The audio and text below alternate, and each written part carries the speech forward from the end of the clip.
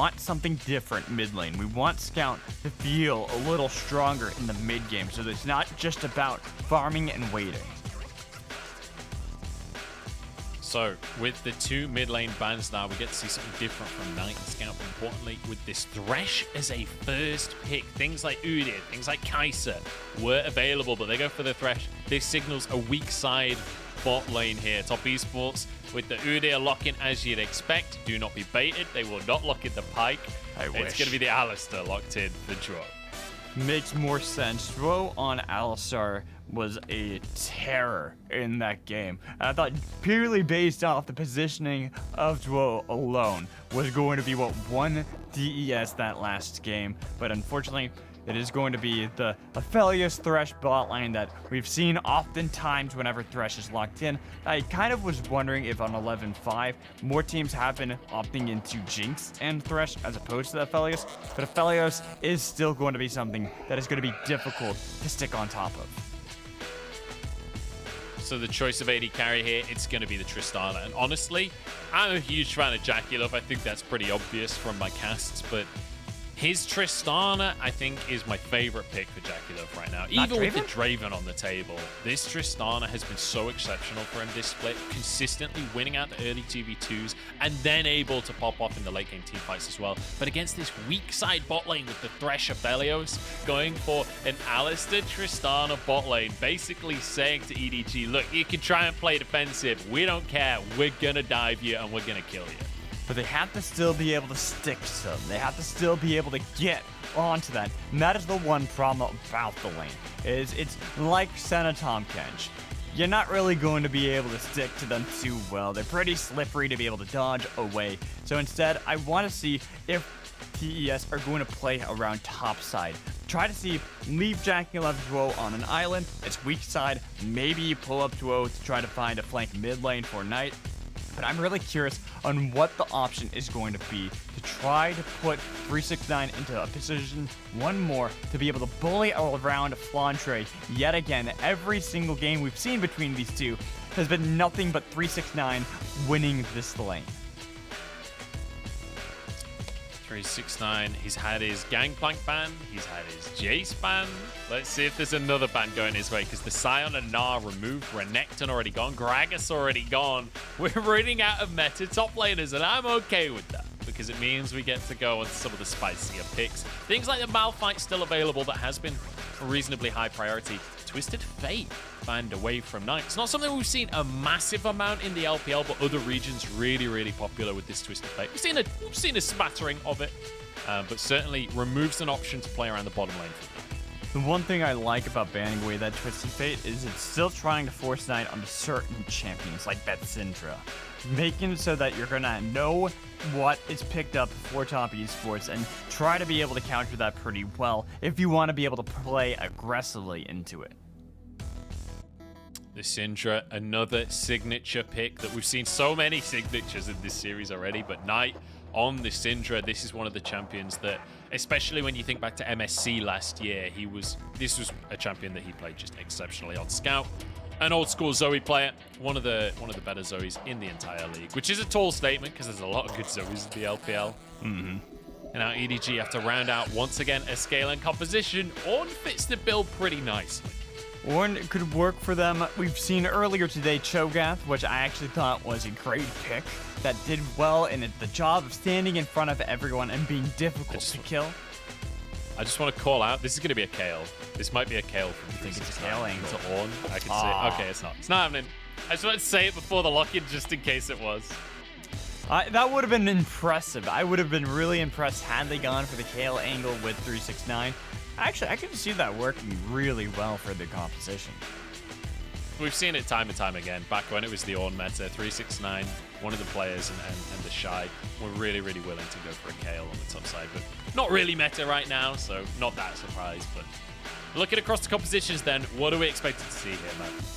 So looking at this, Scout is going to try to see if he can bully Knight as many times as possible. It's really going to be about how EDG can play topside. You mentioned already, weak side bot lane, but that is also going to be kind of how the side of TES are playing. That's why they grabbed this Sett. They want to be able to have a tag team of Sett Udyr trying to rotate together to make plays into Jiejie, into Scout, into Flandre, knowing that they don't need to play bot side because they already have far better skirmishing potential topside.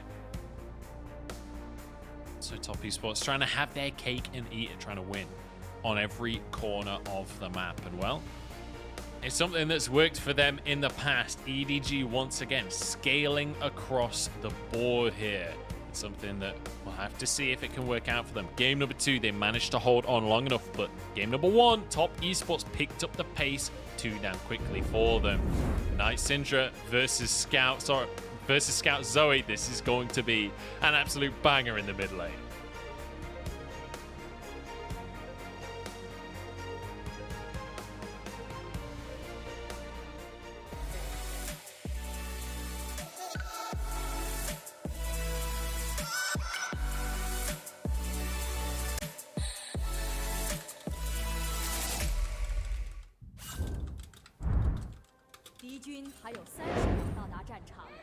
Here we go. Game number 3, here between EDG and top esports. And guess what? It's Scout's birthday. The crowd is loving it. We are absolutely packed out. And we have JackeyLove and Viper going head to head. JackeyLove winning out game number 1. He's on this Tristana once again, something he can dominate the lane on. But Viper in the late game team fights. Game 2, getting himself a pentakill. These two players are unarguably the top 2 AD carries in the league. But who can take the title? This game will decide it. And it's funny because they've gone for their styles. JackeyLove has gone for winning lane, while Viper has defaulted back more for the team fights, more for the scaling options to be able to win out and to be able to beat in that later team fight game JackeyLove. JackeyLove certainly has a bunch of scaling in this one, as him and Zhuo just get a stack up inside the brush. Obviously everybody knows what's going on. Sweepers galore in that bottom side right now. But you expect the early laning advantage to go the way of JackeyLove and Zhuo once they get a couple of levels. But level 1, especially Aphelios, actually surprisingly strong in the laning phase with the Calibrum and the Severum. It's difficult to trade against this guy because of the sustain he has and the range that he has. So JackeyLove and Zhuo do have to respect it early on. It's once they get their abilities, then they can threaten the all-in. You also always got to worry about a good flay from Meiko to disengage Zhuo if he's trying to go in for any headbutt, or even with the pulverize. It's a skill matchup there between Thresh and Alistar when it comes to if Alistar's the one first engaging, that's why you see them waiting it out just for the time being. Give it a bit though. I'm betting around level 3, probably going to see JackeyLove and Zhuo try to jump in. We'll see if they will find the windows to jump in. But once again, let's talk about how these teams have played all split long. We've seen EDG being this kind of late game team that want to scale up. They want to go for the team fights. They want to play in the late game. Top esports have been win lane, win game. They've been all about the snowball. And when you look at the two teams statistically across the course of this series so far, when you look at top esports, their lane stats, their kills at 15 minutes, kills per minute, and their average game time are all top 3 in the league. But over on the side of Edward Gaming, when it comes to their kill participation, they are 3rd in the league. This is a team that plays as a team, and Scout doesn't have his team around him right now. Knight gonna flash forward for the solo kill in the mid lane. Well, there we go. Maybe the problem for TES on Knight was to have him off of Orianna. The Syndra already getting that solo kill. I did not expect that. He had no mana. I figured that it was nothing that was really going to be done for it. But you know what? Knight knows this champion well. Picking up that solo kill into Scout, saying, you know what? You might have this matchup that's supposed to win out, but if I can play this perfectly, get the Scatter of the week, there's not really much you can do, and Scout just flashed a bit too late, and unfortunately was taking a bit too much damage from the minion, so it's not... It's a little bit of a bummer to see for Scout. The birthday boy, unfortunately, having to TP back into lane, having a disadvantage now into Knight, who's going to be able to control this lane, and the lane that they are supposed to be able to use to be able to fight back against TES, to be able to utilize for a disengage on these skirmishes that are going to happen topside, not going to be the thing they can fall back to anymore. And the thing is, it's Knight Syndra, right? We always talk about this pick as one that he just looks exceptional on all the time. And yes, Syndra is 25% win rate in the LPL right now, but Knight Syndra doesn't fall into that category. It's like a different champion entirely. He knows the limits so perfectly, and he's able to play such an exceptional Syndra that you kind of have to look at it differently. Showing that with the solo kill in the mid lane over Scout, who honestly in this series has been looking like the better mid laner. Knight has been having a rough series, as you alluded to. The Orianna not working out. The ultimates coming out from him across the series have been lackluster. Scout, his Azir in game number 2 looked incredible. So it has felt like Knight was not really performing in this series. Getting a solo kill there brings so much more confidence for them. And now a scatter of the week. Karsa's here as well. The CC chain, and there's no flash available. Scout's going to go down again. And Knight is now 2-0. And look at where we see the pathing coming in from Karsa. Sure, they lose out on the dragon, but that's not the important thing. It's about keeping the top half of the map in control in the way where TES can continue to play dominant, continue to look for these early skirmishes. And now that Scout has that 2-0 lead mid lane, you have full reign of anything on this top quadrant of the map. And you know what? They want to keep this ball rolling. This is classic top esports. Playing towards 369 is the bread and butter for top esports. And now they go under the tower. 369 will be happy to tank this one up as he pulls him in. Flash comes out from Flandre, but he can't survive this one. 369 walks away. It's a perfect dive from top esports. Chef's kiss on how they're able to juggle the aggro. Easy peasy dive for them. That's clinical dive top lane that you want to see out of top esports, and how they're able to rotate that lead that they've carved out mid lane by Knight and make it so that they can keep every other lane in that position to carry. And this is a rough one to watch for EDG fans because, let's be honest, the last few years have been rough for EDG fans, but they've stayed true to the team. And now this split, it's been a split of victory for EDG. They've only had 2 series lost so far in the entire split, and it's been feeling fantastic. And now we're getting towards playoffs. There have been a few moments of shakiness from EDG. Now in game 3, after an amazing game 2, they draft a late game comp once again, and they're starting to fall dramatically behind in this early game. They've got to shore up these weaknesses, but Zhuo won't let them as he goes in the bottom side. Meiko the target here as he's burning down to the Ignite flash away as Karsa comes into the lane. But he's locked up himself, and this is a 2v3. Viper stacking up the shuriken. He looks for more as well. Viper wanting to prove himself as the best AD carry in the league, but he's knocked away, and JackeyLove now will survive. But Meiko finds the hook. Cleanse comes on in. Meiko wants to make the dive happen. Turret shot comes in. Scout wants a bit of redemption. He's got a rocket belt that he's stolen from a minion, but he can't find the way in. Either way, it doesn't matter. 2v3, Viper, Meiko make out like bandits, finding the turnaround necessary to force away JackeyLove, force away Zhuo. They now get all these plates that they're probably going to be able to get at least 2 of them for themselves and have a massive lead and a side in a lane that is supposed to be weak side. Unbelievable play from Viper and Meiko, making a statement for themselves as well. And this is why we never see teams making plays against an Aphelios that has the red weapon and the white weapon. It's too scary of a combo. You just can't ever kill it. It's so difficult to be able to stick on top of him, to be able to kill him, and I mentioned that before. That's why it's so hard to be able to even gank him. And now top lane looks like another dive attempted.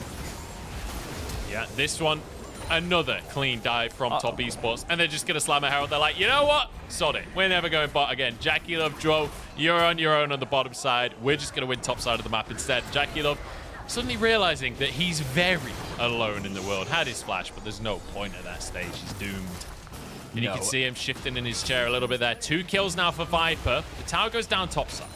This is a smart call, though, for TES. Well, JackeyLove might not be having that performance in the lane that we expected. At least on the other part of the map, it's going exactly to plan for top esports. They're getting so much gold into 369.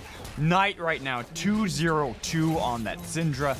That is 2 full charges of Shelly topside. They've got a lot they can still work with once they actually join up as a team.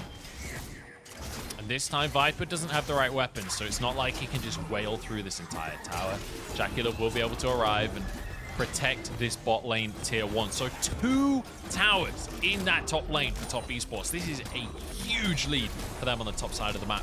In terms of gold overall, still 1,000 ahead for top esports, but when it comes to the AD carry difference, just look at those CS numbers. With 2 kills in Viper's pocket as well, with 3 turret plates in Viper's pocket as well, Viper is massive, and once again, Viper is the win condition for EDG. Relying on how he's going to be able to position in these team fights.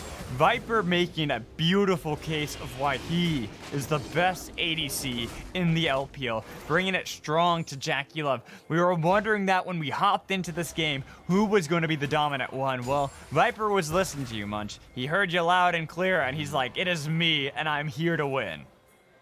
And I just love that in this series, both AD carries have been looking good. I always worry when we come into these series. We see it with like Knight versus Rookie, for example. It's always like, are they both going to perform on the same day? Are we going to see the matchup that we want to see? Today, we absolutely are, between Viper and JackeyLove, both having stellar series. This time around, though, Game 3, when it matters the most, is Viper coming out ahead right now. But don't forget, top esports, all about the skirmishes in the mid and the early game. Jiejie tries to get the steal there with an undertow. It's not going to happen. Karsa grabs that one for himself. Very impressive. So I just want to put a caveat on the AD carry conversation. The game ain't over just yet, and JackeyLove has time to make his own counter argument. Right, and unlike when playing a Draven, where if you fall behind Draven, it feels so bad. You're Tristana. You're going to scale up well. You're waiting to be able to get some items under your belt. Well, you can win out the laning phase. You can be able to be a bully in that lane when you have an Alistar paired up with it. It's not your go-to plan that has to happen. You have insurance elsewhere. You can wait it out, try to scale up a bit, hope to be able to catch some of these waves to be able to keep up with Aphelios so that you still are going to be a terror in the team fights. And it's so crazy to see that the way that, like, you can see the game plan for top esports, right? They want to play around the top side and just have a better 2v2 bot so that they can get ahead themselves anyway. But actually, the moment where that 2v2 falls apart for them was a play that top esports started. That was Karsa trying to make a gank happen in the bottom lane. It was a gank that didn't necessarily need to happen for them. And with Viper and Meiko turning it around in a 2 versus 3, now the game plan of just winning lanes across the board and snowballing to a win is much more difficult to execute from top esports, especially with the bottom lane being behind, because realistically you need that lane to be winning so that you could go for the dragons in the mid game. But so far it's one apiece on the dragons, and top esports did manage to get the most recent one at very least. And that's one of the things for top esports is while bot lane might not be going to plan, everything else is. Knight has a massive lead over Scout. Normally, the Zoe is picked to try to be able to bully in lane and be able to rotate around. Well, that never happened. Instead, it was Knight who was able to clear out, get the solo kill, and then transition leads topside. So now Flandre on this Ornn, sure, it's an Ornn, even with an attempted pick there, it's not going to be that detrimental for EDG. Ornn's always going to be able to fall back to the plan of I'm a tank, I'm fine. But I want to see how they're going to be able to play around Knight. Knight especially targeting Viper, because if you play a Syndra, you know, all you have is one button you really have to worry about, and that's pushing R on Aphelios. Yeah, and the Scat of the week as well, being able to stop Scout, being able to operate in a lot of fights, if he can be in the right position. But that's the key thing. Scout has to just try and clear that wave, get out of the mid lane, and influence the game elsewhere. And well, with Viper now finishing off a second tower, and he'll get the plates as well. He's still got 15 seconds on the clock before the plates run out. Viper is getting huge. I want to see the gold difference between the two AD carries right now, because with 2 kills, with a 30 CS lead, and with 2 towers taken with almost exclusive gold given over to Aphelios, you have to believe that he's going to have like a 2k gold lead at least right now. Right, it's a pretty massive lead for Viper at the moment, being able to bully around and get a lot of the gold. Really, the game plan for EDG is to fall back onto Viper, to be the carry, to be the one to position, and have Meiko to always peel for him. That is what you want to be able to do here, to constantly win out in these fights, and that is a game plan that EDG are very comfortable with. Yeah, I mean, EDG, honestly, they're more than happy with the way that this game is going right now. They're chilling. Viper's massive. And look, yes, top esports, they got themselves a huge advantage on the top side of the map. But what can you actually do with that? Like, the Sett is not really going to be the champion that 1v9s the game and wins this one out. It's all on Knight right now as the mid laner, who's actually had a fairly rough series for himself so far today. Yes, but as we see the Drake coming up in about a minute's time, you have to expect that'll be the next focus for a fight. It might be. Right now, this Rift Herald is attempted, and look at 369. He's looking for a flank. He's looking for it, but Jiejie will be able to deny that one. Top esports move in for this Herald, and Jiejie just going to be forced away. Face breaker comes in, the haymaker as well.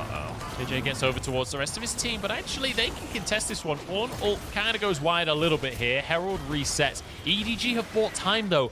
They can just sprint it mid and then sprint it to Dragon. This is a great trade across the board for EDG because they have the inside track on the mid lane tower. Drake coming up in 15 seconds. Below where 369 is. Top esports, they want to go towards an inhib. Wait. They forgot the Herald. Nobody picked up the Herald. Wait a minute. Gotta go get the eye. Go back to get the eye. Guys. Oh, I think maybe. Okay, there we go. You can see right now, Karsa's like, oh, I forgot something. Gotta go grab the eye, get that. But this delays any type of contest that they could have had around this Ocean Dragon while they still are trying to see if they can rotate in time. It's just Zhuo at the moment. It's gonna be some time before the other members of top esports are there. Oh, he's knocked him out of the pit. He's knocked Jiejie out of the pit. Zhuo, you absolute legend. He's going to be able to get in, gets the smite, and gets out on the Dark Express, the Dark Lantern, whatever it's called. Doesn't matter. Beautiful from Zhuo. Doesn't matter. Forces the flash out of Jiejie. And the Dragon still goes to EDG. Forces the flash. Mid lane. They have the Rift Herald get the tier 1. That is a big play for Zhuo to be able to make sure they make the most out of it. Like you said, getting a flash off of Jiejie allows them to have so much more setup and so much more time to be able to bully EDG at a moment when it seemed like they had made such a critical error. This was beautiful to see. And this is what I was talking about, right? Zhuo is this player that was just recklessly aggressive at the start of the split. He was a player that we were like, oh, look, okay, he's got the mechanics. Can he rein it in? Can he be more of a cerebral player that can temper that aggression and be where he needs to be? The answer is yes, bringing out these beautiful plays. And yeah, they don't get the Drake in the end, but it's great to see the rookie having the confidence in himself to make the play totally by himself. So now I want to see how TES are going to be able to use this advantage of knowing Jiejie's flash is down. Having to burn that just to be able to get the objective that they had started that entire time. I want to see them do exactly as they're doing. Forcing the play to take over control of Jiejie's jungle and even forcing out Ragnarok. Another cooldown that Zhuo is able to take away from him. Yeah, no flash, no Ragnarok. Jiejie will not exist if a fight happens in the next couple of minutes' time here. And top esports know that, so they will just force themselves into this bottom lane. On towards Flandre they go, and you know, Bellows Breath will block one stun, but when there's 17 stuns coming your way, there's not a whole lot you can do about it. Flandre, you don't get to play League of Legends today. That's the third time we've seen poor Flandre get ganked like that underneath the turret. You think as Ornn, you're nice and tanky, you're going to be able to survive things, but as you mentioned, you can only get away from CC one time. you're not going to be able to get through it multiple times, and especially not when you have Knight 3, 0, and 2 on this Syndra. Has a massive amount of burst potential that as Flandre right now, he's so far behind, he's only been able to get that turbo chem thing. He's not nearly tanky enough to be the meatball they need. Need the meatballs, and right now all they're getting is spaghetti because it's a 2,000 gold lead in favor of Top Esports. And you know what? They're getting lost in the sauce. It's all ragu for Top Esports because it's 2.5 minutes until that next Drake. They would love to contest that one, and they might just have enough of a lead in that mid lane that they can do it. Love that wordplay there. You just took one thing. You were able to do a great job with that one. That was beautiful. But going into what I want to see from EDG to be able to try to get themselves in a position to be able to fight back, they still have scaling options, right? You have Viper, he's your carry. He's doing fantastic so far, but the other members are struggling. Scout so far, not in the greatest position. Even with the damage on Zhuo and popping the Unchained, it's not really the most important thing. You need to be able to get some gold into the pockets of this Zoe. Flandre, not so much. You need the Zoe to be the menace, to be someone who's scary enough in these team fights that if there's a flank potentially, if you're able to get enough poke, you're going to be able to kill people. Bye, Flandre. Flandre, no, not again. He does not get to do anything. Nope. Another kill on Flandre taken by Top Esports. This is the thing. When you play something like an Ornn into a team like Top Esports, they're just going to bully you time and time again. And guess what? Baron is on the map. It's Top Esports. It's 20 minutes into the game. You know they're going to make an attempt. And you see TP Knight top lane. He's immediately going to be here for that fight. They want to set up perfectly. Keep in mind, though, Flandre is, unfortunately, pretty low level. So he's already going to respawn into this and be able to TP himself. But all they need to do is at least force that TP. Right now, they're controlling vision. They're not actually going to start this one off.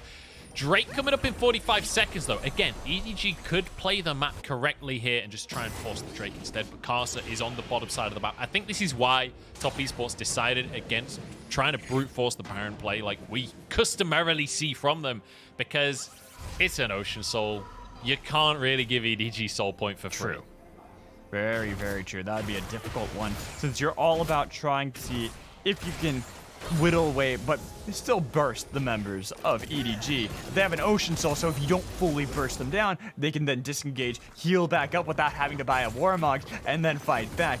It is not a fight that you're wanting to take that forces Top Esports' hands every time that they have to fully commit into these. So, of course, backing off here, I think, is the right call. Like you mentioned, making sure you don't give up Soul Point, get yourself that Ocean Soul as well, so it's going to be a little bit nicer when you're trying to clear out your waves yourself, so you can then actually make a proper fight around the Baron. So Top Esports with complete control of the bottom side of the map here. You can see Scout up in the top lane right there. He's just going to shove the wave in.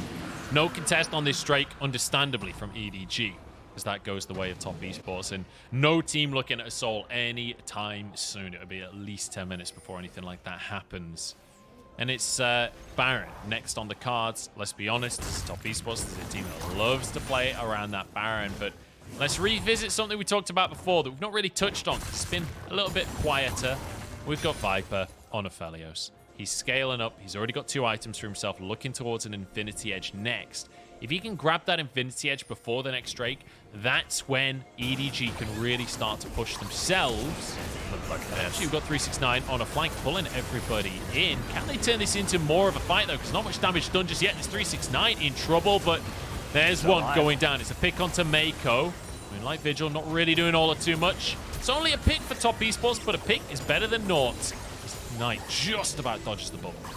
Just about dodges it. I like that play from 369. I was going to say this. I almost wish that Viper had at least a QSS, because what 369 wants to do is constantly stay on top of Viper. Since if you look at where the gold is right now between the two teams, there's a 3,000 gold lead for Top Esports, right? But there's still a lot of gold into Viper. And that is what is making this gold lead not nearly as severe as you'd expect for EDG. But if you kill Viper, the one that has a gold edge over JackeyLove, well, now suddenly they've got nothing left that they can use to be able to fight against you. 369 moving towards the mid lane. We'll be able to answer this wave. Scout does grab the scuttle crab. That was nearly stolen by Zhuo. But I believe that was an Ignite out of Scout as well. Obviously has the spell book, so he can just swap around with those summoner spells.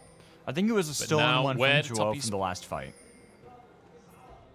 Perhaps, yeah, perhaps that was the play, but 369 has a blast cone. He's going to move and just clear the bot wave. Looks like Viper will be able to claim himself a red buff. But Ping's going towards the Baron, as is always the way.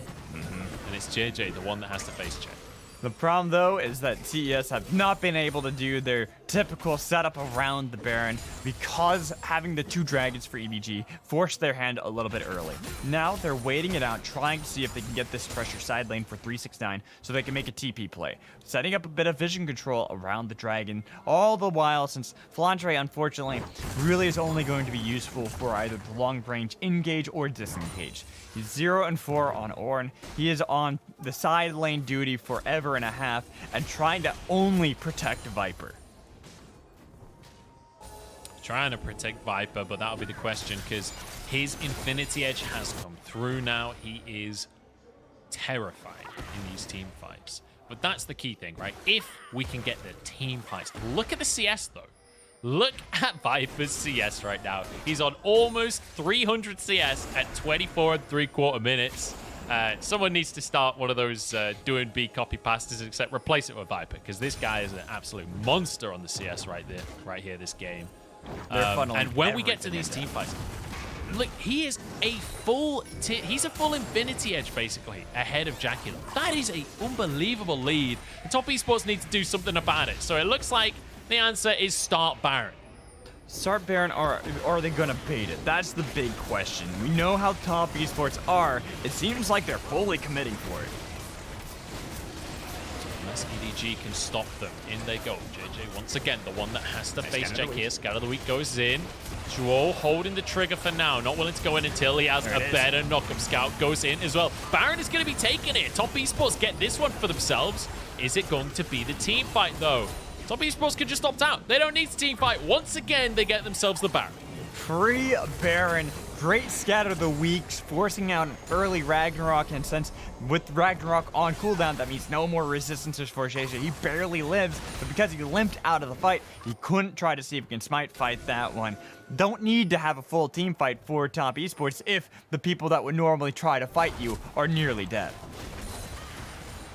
And I have to say, like, we always talk about top esports as a win lane, win game team, right? Where they snowball off the laning phase, all of that.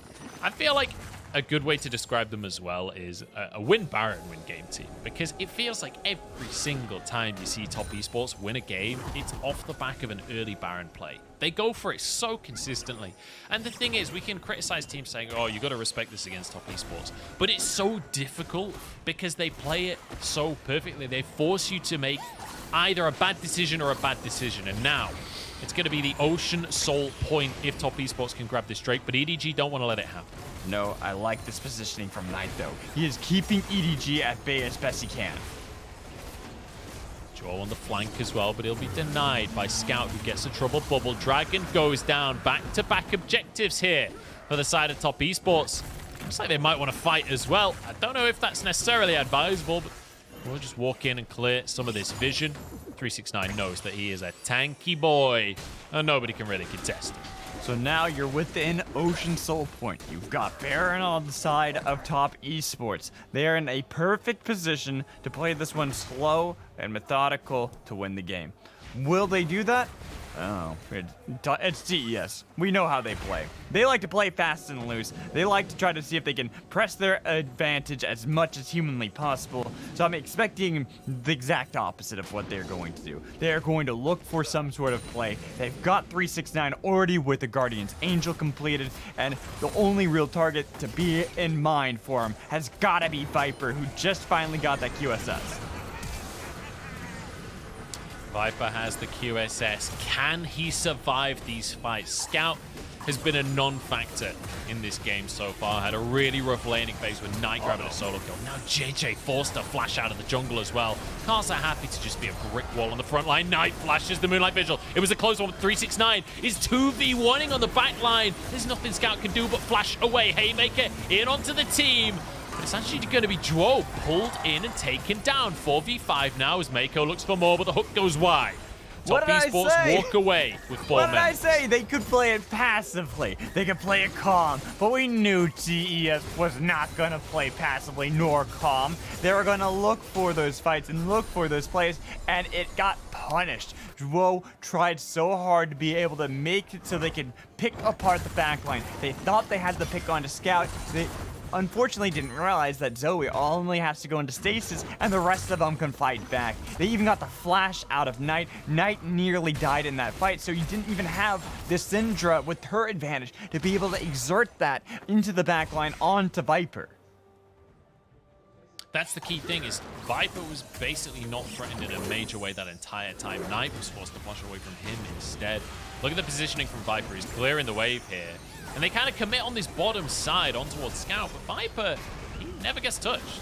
No, and honestly, Scout with that paddle star did so much damage on Knight that's why Syndra had to get away from there. So they're split up completely. JackeyLove can't even get near this fight, so there's no damage coming in from that Tristana. And with the fact that they could never find an angle proper to make sure they can get into the backline of the EDG, there's not really a reason to be fighting in that tight corridor. So now we kind of reset on the map here, because neither big neutral objective is up for the next couple of minutes. So it should mean that things quiet down at least a little bit, but this is top esports we're talking about, so it's a very real possibility that doesn't happen. 3 items on both AD carries. It's a good stun there onto Meiko, but Knight could be in trouble. He doesn't have flash for himself, and the rest of the team needs to get in and protect him. It's going to be Karsa to go down, starting the fight. In goes 369 onto 5, but the rest of the team's not here. In comes JackeyLove with the bomb onto everyone. Do they have the damage to finish skills? The answer is yes, as down goes Viper, and JackeyLove has his moment in the sun. It's time to shine, baby, as he grabs himself too. Scout, the last man standing, but top esports blow this game open. And that's the thing. 369 said, you know what? I feel like we can fight this one. Had that angle to be able to jump into the backline, and it seemed disastrous. It seemed like it was all doom and gloom because 369 was all by himself, but he is so damn tanky. There's no way to be able to kill him fast enough, especially when you have a shield like that Haymaker shield he got, and it looks like they're just gonna go for the end. If there's any team that'll do it, it's top esports. They brute force finish the game right here. EDG are respawning. Can they defend top esports? Onto the Nexus as EDG run out of the fountain, but there's too little and too late. Top esports take the series 2-1. And that's what you expect from top esports, isn't it? They always go for those aggressive plays where it seems like there's no reason to keep fighting. There's no reason that they need to dive by themselves into the backline, but nobody could kill 369. They had so much pressure that came from the top side of the map. 369 was so far ahead of Flandre and was able to build much more tanky to be able to win out at every advantage. So beautiful to see the play from top esports, and that final fight we talked about, the AD carries all series long. JackeyLove versus Viper, and it's Viper caught out in the final fight. JackeyLove able to jump forward, get a massive explosive charge off across the entire team, and managing to finish the fight out. But again, as you rightly said, 369 coming in on the set. We had questioned 369's performance in recent series. Then he started bringing out the Jace and started to feel himself. Looked good on the gangplank in the last game as well. Now on a tank with the focus up towards that top side from Knight and Karsa once again. It feels like 369 is back on form. It really does. It seems like this top lane is now going to be a great option for TES to be able to fall back onto. Say, we have our insurance that he will be able to carry us if we need to be able to put him onto Jace, onto Gangplank, onto Sett. That was a pick that you normally see flex only into the supportive role or mid lane, but being able to bust that out top lane to be able to bully constantly Flandre on Ornn, so that Ornn never was able to get tanky enough to be a problem in any of the fights. Yeah, difficult game for Flandre, and it's the way that it often is for top esports. And, you know, game 2 was the only game where we didn't really see Karsa focusing towards the top side, and it ended up falling a little short for top esports. It feels like this is the way that this team has to play. JackeyLove and Zhuo are happy to try and win the lane by themselves. And hilariously, it was the gank that came from Karsa that set JackeyLove and Zhuo behind it so far in the lane in the first place. Viper and Meiko with the 2v3. Feels like eons ago that happened at this point, but it did towards the start of the game. But once we got towards the later portions, I mean, Scout never existed in this game. Scout wasn't able to get anything done on the Zoe pick after the bad early game. And it felt like that scaling win condition for EDG was just so far away the entire game. Well, and you talked about it. Syndra in the LPL has not been the best pick, except for Knight. Knight knows how to play this champion so well and was able to impact so much for the team that they were able to utilize the top side of the map perfectly. Look at the amount of damage that Knight got in this game. That tells you the story. Just look at the damage comparatively to everyone else as well. Like the highest damage was Viper on the side of EDG, as you'd expect, but still 5k less than Knight, who was just, I mean, the whole team was playing beautifully around Knight as well. You saw Knight, 369 and Karsa consistently being like a trio that were going for these tower dives. We saw a bunch in the top lane, but even when Flandre went to the bottom side of the map as well, we still saw these tower dives and catching him out in the jungle over and over again, just to get Knight as far ahead as possible. I'm now convinced. I'm now sold. Don't put Knight on Orianna anymore. I want to see things like Syndra, but just from Knight. It was so much better on this champion and was able to do so much more for top esports that this is what I expect when I see Knight. I expect Knight to be able to exert so much pressure in mid lane, in laning phase. This is top esports. They play win lane, win game, and that's what I expect from Knight. But the Orianna doesn't have that same oomph that the Syndra has. I think that Knight and Rookie are two of the only players that can really show Orianna as like a carry pick in that way. But today, definitely not having a great Orianna performance. But you're absolutely right when you say like the Syndra. There's Zoe as well for Knight is another one where it's like when you think about this guy playing those champions, it's a different category entirely. So really, really strong performance coming out from Knight on the Syndra. I fully expect that he'll be the MVP coming out of that game because, I mean, that was an insane performance. Maybe there's an argument to be made for 369 there as well. He had a good performance, but realistically, when your team is coming up so you can dive the enemy top laner time and time again, you better hope you have a good performance in that game. Exactly. That's why I can see an argument for 369, but I'm expecting Knight to be the one to get the MVP. Getting the solo kill early, allowing them to then go top lane twice, then bot lane when they saw Flandre was there again to be able to kill him once more. Anytime they saw an opportunity, they were able to utilize Knight with whoever was nearby to find a dive. Yeah, beautifully done, as we said. And Top Esports managing to edge out a series that's actually a very important series when it comes to the standings as well. For both of these teams, this is a matter of managing to make it into top 4, managing to argue for top 2 even, especially for EDG. This is a series that I think a few people were predicting Top Esports based on recency, right? When you look at the recent performances out of EDG versus the recent performances from Top Esports, I certainly was leaning towards Top Esports. I know some people were still leaning on EDG and that late game team fighting. And we got to see that in game number 2, right? It's not like this is a team that you can discount from the conversation at all. But when we come to best of 5s, the question for me is, can EDG adapt? Because it feels like we see one successful style from EDG and the teams that can outpace it, teams like, for example, Top Esports, teams like IG, these faster teams seem to be able to expose the weaknesses of EDG. And when it comes to playoffs, that's not going to fly. No.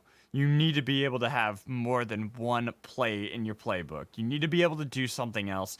And I'm not too convinced with EDG at the moment. I feel like, as I've said many times throughout this cast, that a lot of teams have figured out how to play against them, what they need to be able to do. Even RNG, who are a team that tend to play a bit slower, still were able to beat them because they understood what EDG do. If you can read them well enough, you're going to be able to beat them early. Well, in game 2, it was great job by EDG to be able to wrestle control. Top Esports were still the ones in full control of the early game that made it difficult for EDG to win. Look, I'm just going to quickly say something that is very exciting to me personally. In the LPL right now, the teams that are playing faster against these scaling compositions I would say on average are winning out. When you look at RNG, when you look at top esports, even teams like FBX and IG, they're playing fast and they're winning games against the teams that want to play slower. Every other region is playing real slow right now, and we've got MSI coming up. I'm feeling good about that little line of statistics right there. It is an exciting concept when you think about it. Of course, you know, you want to temper your expectations and that kind of thing, because I feel like whenever you get your hopes too Never high... temper. Never temper, always hype. Okay, we're going to go with the strategy that I was saying. We just got to believe. If you believe hard enough, it's going to work. You know what? I'm okay with it. You've already sold me, because we all know that I like Cinderella stories. I like having fun, fast, loose games where who knows what's going to happen. Yeah, well, we'll see how MSI goes. We're not there just yet. Let's keep in this series for now as we go to our MVP for game number 3 as we round this series out. And I missed who the MVP was when production told me. It was, in fact, 369. So I actually think this is a very reasonable MVP. I know a lot of people will be saying Knight with the damage he was doing. But again, 369, that final engage was the moment that Top Esports won the game. And that was all off of the back of 369. It seemed like the game was about to happen exactly like it did in game 2. One bad fight, one great pick coming in from EDG wins them the game. And it almost seemed like that was about to happen until 369 showed up and said, you know, no, we're not having that happen again. I'm done. We're winning this game already. I'm going to have these flanks that they're going to have to constantly keep in mind. And this, one of the fights earlier on in the game where Zhuo was able to do so much disruption. And I mean, there was a lot of team fights across the course of this game, but the scat of the weeks, especially from Knight, were exceptional. But look at that. Look at that Into shield. the 5-man group. It's just too beautiful. It was really nice to see. He said, no, I know that I can win. Doesn't matter if all 5 are there. He was tanky enough. He had 4 items at that point to be able to win. I believe it was 4. I could be wrong. It might have been 5. He was really far ahead at that point, and he knew that he was going to be able to survive. Had the GA as well, so even if he went down, he was going to be able to revive, but he never even had to worry about that. Never even got to that point where they got popped because they couldn't burst through him, and the rest were able to show up. JackeyLove finally able to show up on that Tristana. I told you that Tristana doesn't matter if she doesn't necessarily get ahead early. You pick her because she has insurance for the late game. And I think there's an important thing about that trade as well that we've not mentioned, and we're going to go to an interview in a second, so I'll come back to the point about that fight afterwards. We're going to go to the stage.